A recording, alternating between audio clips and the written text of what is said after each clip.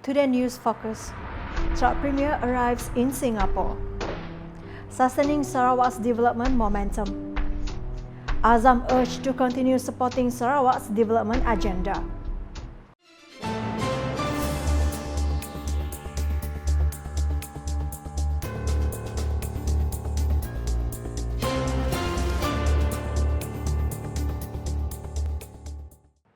Good evening. Sarawak Premier Datuk Patinggi Tan Sri Dr. Abang Abdul Rahman Zohari Tun Abang Openg has arrived in Singapore for a two-day working visit.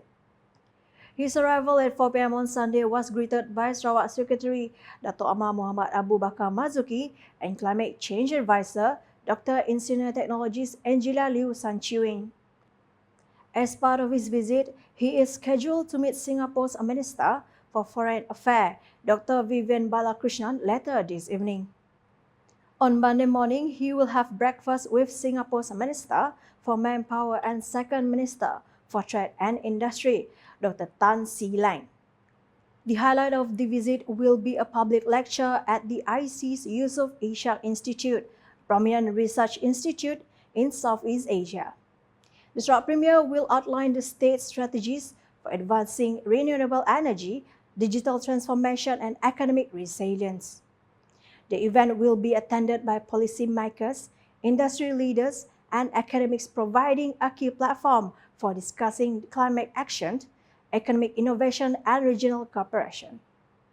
Sarawak must maintain the momentum of development and progress that has been achieved, as this poses a significant challenge that must be addressed. Sarawak Deputy Premier Dato' Amar Professor Dr. Sim Koo Hian emphasized that sustaining this momentum requires equipping the people with the necessary training and skill aligned with current trends. People now, we no longer training our people to talk about looking for job. Eventually, it's like, what type of job are you going to have to help Sarawak? And that's why it's so important, because we are no longer want to talk money. He made these remarks during his speech at the Chinese New Year celebration organized by Angkatan Zaman Bangsang, Azam Sarawak, on Saturday night. Dato' Amar Dr. Sim further explained that with this training, Sarawak in 2030 will not only be prosperous but also progressive. So it's a totally different now. And we want to continue our 2030, which is inclusive. Because for us, right, we want to keep on growing the pie so that everybody get more. Everybody included. We don't want to be like some other places in Malaysia, keep on fighting, and the more you fight, right, the pie becomes smaller and smaller. No, and that's why we are Sarawak doing well. Also present at the event were Deputy Minister in the Sarawak Premier's Department, Corporate Affairs, Information and UKAS, Dato' Abdullah Saidul, Deputy Sarawak Secretary, Operation Dato' Hee Changki, Azam Chairman Dato' William Patrick Ngigor, Azam Deputy Chairman Muhammad Arif Azahari, Azam CEO Ali Suhaili, Azam Honorary Treasurer Dato' William Wee Ho Sieng, Azam Honorary Secretary Associate Professor T.S. Dr. Margaret Chan Kit Yok, Azam Board Member Norjana Razali, and other strategic partners. Angkatan Zaman Bangsang, Azam has been called upon to further strengthen its commitment and support for the state's development agenda towards 2030 and beyond. Deputy Sarawak Secretary Operation Datu Hee Changki emphasized that Azam will continue to serve as a catalyst for community development through participatory communication approaches. So as an NGO, Azam will be committed to promote community or communicate development policies, especially when through our activities, we will engage, we will go down to the ground, we will discuss with them and make sure the gap of communication between the government agenda and the public is narrowed or is closed. So this is where Azam will continue to promote a participatory communication in realizing the development agenda of Sarawak towards 2030. He said this during his speech at Azam Sarawak's Chinese New Year celebration on Saturday.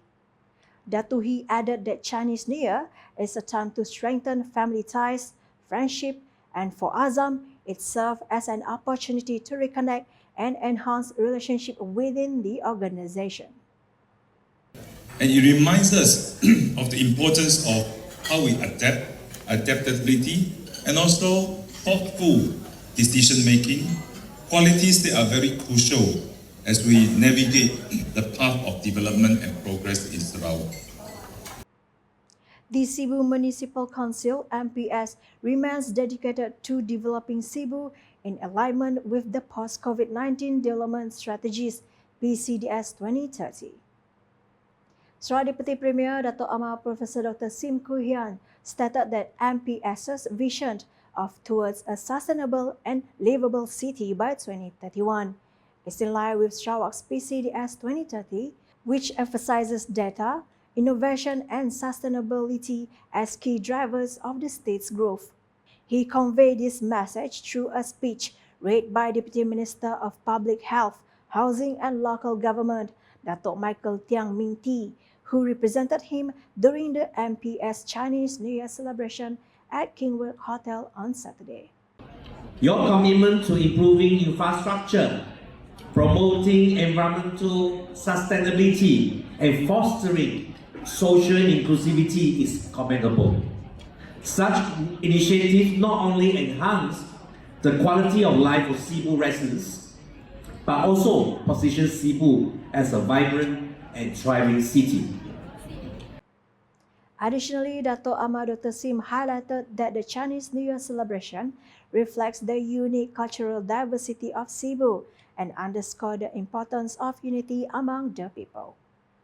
Meanwhile, Dato' Michael shared updates on infrastructure projects in the area, including the approval of 2.5 million ringgit allocation from the Sarawak Premier Dato' Patnigi Tan Sri Dr. Abang Abdul Rahman Zohari Tun Dato' Abang Openg for the elevation of Jalan Ling Kai Cheng, as well as 1 million ringgit for the upgrading of Jalan Langsat. The Sarawak Public Communication Unit UKAS is set to organize more programs involving the service centres of Sarawak Assembly members and members of Parliament across the state. These initiatives aims to provide clearer information on government assistance to the grassroots. Deputy Minister in the Sarawak Premier's Department, Corporate Affairs, Information and UKAS, Dr. Abdullah Saidul, announced that a total of 72 Sarawak Legislative Assembly Service Centres and 22 Parliamentary Service Centres will participate in a 3-series program scheduled for this year. Sebab terlalu banyak bantuan-bantuan kerajaan, inisiatif kerajaan yang masyarakat si tahu. Even though yes, kita juga mengakui peranan sidak media dalam menyampaikan berita to your news and portals. Ya, sidak pemberita pun ada peranan sidak yo. But still, kadang-kadang yang dilaporkan masih lagi bergantung dengan beberapa soalan-soalan daripada masyarakat. We don't blame them for not knowing everything. Kadang-kadang benar, kadang-kadang certain issue need to be addressed.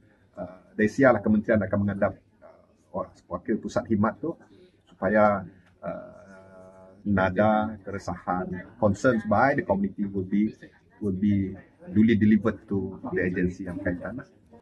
He made these remarks during the launch of the Sarawak ID Registration and Sumbangan Keperluan Asas Sarawak (SKAS) briefing session with Sarawak Legislative Assembly and Parliamentary Service Centre at the Sarawak State Library on Friday. Dato' Abdullah further explained that the programs is not limited to SKAS, but also encompasses various ministries in Sarawak that offers government assistance, such as the Ministry of Education, Innovation and Talent Development, MAITD, the Ministry of Welfare, Women and Family Development, KKWPK, and the Ministry of Utility and Telecommunication, MUT. He added that the objective of the program is to ensure that all officers at the Sarawak Legislative Assembly and Parliamentary Service Centres have accurate information on government initiatives. Meanwhile, Deputy Minister for Education, Innovation and Talent Development, Dato' Dr. Anwar Rapai, stated in his speech that MAITD will also collaborate with Sarawak Legislative Assembly and Parliamentary Service Centres to implement Sarawak's free laptop initiatives. Saya telah diarahkan oleh Menteri saya, Datuk Seri Roland, supaya penyampaian laptop patutnya menyeluruh. Nampaknya belum ada yang kita melibatkan pusat khidmat secara langsung. Jadinya mau tahun tu pusat khidmat terlibat secara langsung untuk beri laptop kepada pelajar-pelajar kita yang dah masuk ke universiti tahun pertama. And that's the English edition with me, Stephanie Jores. More news can be found in our official portal ukas.sarawak.gov.my and social media platforms including Facebook and YouTube. To conclude the UKAS Bulletin, we feature the dinner hosted by Angkatan Zaman Mangsang Azam Sarawak in conjunction with Chinese New Year celebration in Kuching on Saturday night. #Saluran Informasi Rakyat. Have a good night.